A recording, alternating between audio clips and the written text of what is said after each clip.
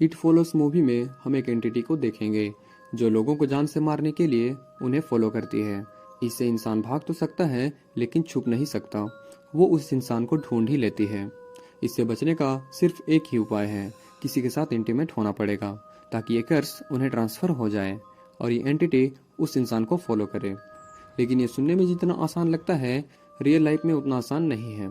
तो मूवी के शुरू में हम एनी को देखते हैं जो भागते हुए अपने घर से बाहर आती है और किसी चीज को देखकर भाग रही थी। तब उसके डैड उधर आते हैं। वो उसे शांत करने की कोशिश करते हैं लेकिन वो घर से भाग जाती है। अगले सीन में हम उसे बीच पर देखते हैं। वो अपने पेरेंट्स को कॉल करके कहती है, मैं आप दोनों से बहुत प्यार करती हूँ। आज तक मैंने जो गलती की है उसके लिए मुझे माफ कर देना। शायद ज्यादा देर तक मैं जिंदा नहीं रहूंगी। फिर अगली सुबह बीच पे उसकी डेड बॉडी मिलती है। उसे बहुत बेरहमी से मारा गया था। उसे शायद उसी चीज ने मारा था जिससे वो भाग रही थी। इसके बाद हम जे को देखते हैं। वो स्विमिंग कर रही थी और तभी उसकी सिस्टर कैली वहाँ आती है। वो जे के न्यू बॉयफ्रेंड ह्यू के बारे में पूछती है तो जे शर्मा जाती है और कहती है, आज हम दोनों डेट पर जाने वाले हैं। शाम को उसके दो फ्रेंड्स पॉल और यारा उससे मिलने आते हैं। पॉल डेट के बारे में सुनकर अपसेट हो जाता है क्योंकि वो जे को पसंद करता है। कुछ देर बाद जे अपने बॉयफ्रेंड के साथ मूवी देखने जाती है। उधर ह्यू को येलो ड्रेस में एक लड़की दिखती है। वो जे को पूछता है, क्या तुम्हें वो लड़की दिख रही है? जे कहती है, नहीं, उधर कोई भी नहीं है। ये सुनकर ह्यू बहुत घबरा जाता है और उसे लेकर बाहर चला आता है। फिर वो दोनों एक रेस्टोरेंट में डिनर करने जाते हैं। तब हम देखते हैं एक आदमी ह्यू की तरफ आ रहा था। अगले दिन कैली जे से उसके डेट के बारे में पूछती है। डेट कुछ खास नहीं थी क्योंकि ह्यू कुछ अजीब सा बिहेव कर रहा था। उसी रात वो फिर से ह्यू से मिलने जाती है और ये दोनों ह्यू की कार में इंटीमेट होते हैं। लेकिन तभी ह्यू उससे बेहोश कर देता है। जब उससे होश आता है तो वो खुद को व्हील चेयर पर बंधी पाती है। वहाँ ह्यू भी था। ह्यू कहता है, मेरे पीछे एक एंटिटी पड़ी है जो मुझे मारना चाहती है। एक बारटेंडर के साथ मैंने वन नाइट स्टैंड किया था, तब से ये मेरे साथ हो रहा है। इससे बचने का सिर्फ एक ही उपाय है, मुझे किसी के साथ इंटीमेट होना पड़ेगा। इसीलिए मुझे तुम्हारे साथ इंटीमेट होना पड़ा। अब ये कर्ज तुम्हें ट्रांसफर हो गई है। अब तुम भी इसे देख पाओगी और ये तुम्हें फॉलो करेगी। ये बहुत स्लोली तुम्हारे पास आएगी लेकिन ये बहुत चालाक है। ये किसी भी रूप में आ सकती है।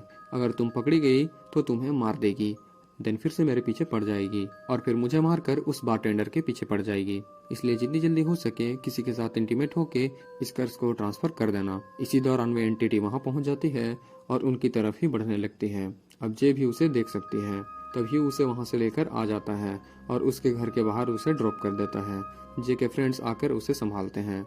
वहाँ पुलिस भी आती है लेकिन वो ह्यू को ढूंढ नहीं पाते क्योंकि वो दूसरे टाउन से आया था। यहाँ उससे कोई भी नहीं पहचानता। इधर वो एक घर रेंट में लेकर रहता था। जे को ये कर्ज ट्रांसफर करके वो अपने घर लौट गया है। इसके कुछ दिनों बाद जे स्कूल जाती है जहाँ एक ओल्ड लेडी हॉस्पिटल गाउन पहने उसकी तरफ ही आती है। जे समझ जाती है कि ये वही एंटिटी है। वो क्लासरूम से भाग जाती है लेकिन तभी वो एंटिटी उसे फॉलो करती है। वो हमेशा धीरे धीरे चलते हुए आती है जिससे भागने में थोड़ी आसानी होती है। वो केली और पॉल को जाकर सब कुछ बताती है लेकिन वो दोनों उस पर बिलीव नहीं करते। पॉल कहता है, आज रात वो जे के घर में ही रुकेगा और सारी रात नजर रखेगा। रात में जे को नींद नहीं आती इसलिए वो नीचे पॉल के पास आती है। पॉल सोफे पर बैठकर टीवी देख रहा था। ये दोनों बात कर रहे थे और तभी कांच टूटने की आवाज आती है। पॉल चेक करके कहता है, किचन की कांच टूटी है लेकिन उधर कोई भी नहीं है। वो केली को बुलाने ऊपर जाता है। तब जे किचन में जाती है और उसे वही एंटिटी दिखती है। उसे देखकर वो बहुत डर जाती है और भागते हुए अपने रूम में चली जाती है। केली और पॉल भी उधर आते हैं। वो दोनों उस एंटिटी को देख नहीं पा रहे थे इसलिए वो उस पर बिलीव नहीं करते। तब यारा वहाँ आती है और उसके पीछे एंटिटी भी आती है। तब जे बालकनी से कूदकर एक प्लेग्राउंड में आ जाती है। कुछ देर बाद उसके फ्रेंड्स भी उसे ढूंढते हुए वहाँ आते हैं। उनके साथ उनका नेबर ग्रेग भी था। तब जे उसे भी सब कुछ बता देती है। तब ग्रेग कहता है, हमें ह्यू को ढूंढना होगा। इसलिए ग्रेग की कार में वे लोग ह्यू के रेंट वाले घर में जाते हैं लेकिन घर पूरी तरह से खाली था। असल में ह्यू वहाँ पे अकेला रहता था। वो अपना कर्ज जे को ट्रांसफर करके चला गया है। उधर कुछ बुक्स पड़ी थी और उसमें ह्यू की एक फोटो मिलती है।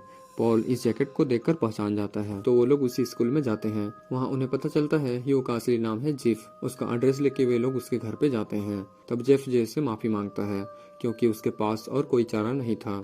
वो जे को भी ये कर्ज किसी और को ट्रांसफर कर देने को कहता है। इसके लिए जे को किसी के साथ इंटीमेट होना पड़ेगा लेकिन उसके डेथ के बाद वो फिर से जेब के पीछे पड़ गई है। इसलिए जे को ये कर्ज ट्रांसफर करना पड़ा। अगर जे की भी डेथ हो जाती है तो वो फिर से जेब के पीछे पड़ जाएगी।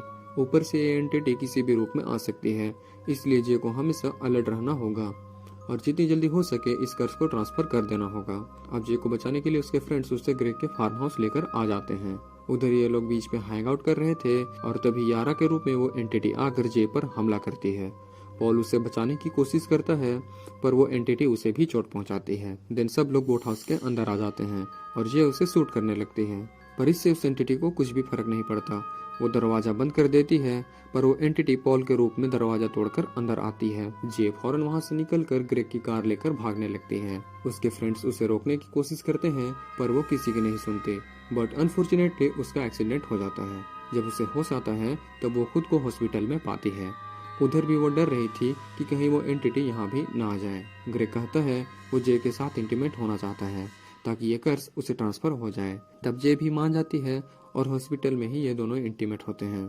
कुछ दिन बीत जाते हैं पर जे को वो एंटिटी नहीं दिखती, लेकिन वो ग्रेग के लिए परेशान रहती है क्योंकि अब उसकी जान खतरे में है। उधर ग्रेग इस मैटर को कैजुअली लेता है। वो कहता है अभी तक उसे कोई एंटिटी नहीं दिखी, ये सब बस वहम है। जे की मेंटल कंडीशन शायद ठीक नहीं है। लेकिन उसी रात जे ग्रेग को विंडो से देखती है। वो समझ जाती है कि वो ग्रेग नहीं है, असल में वो एंटिटी है।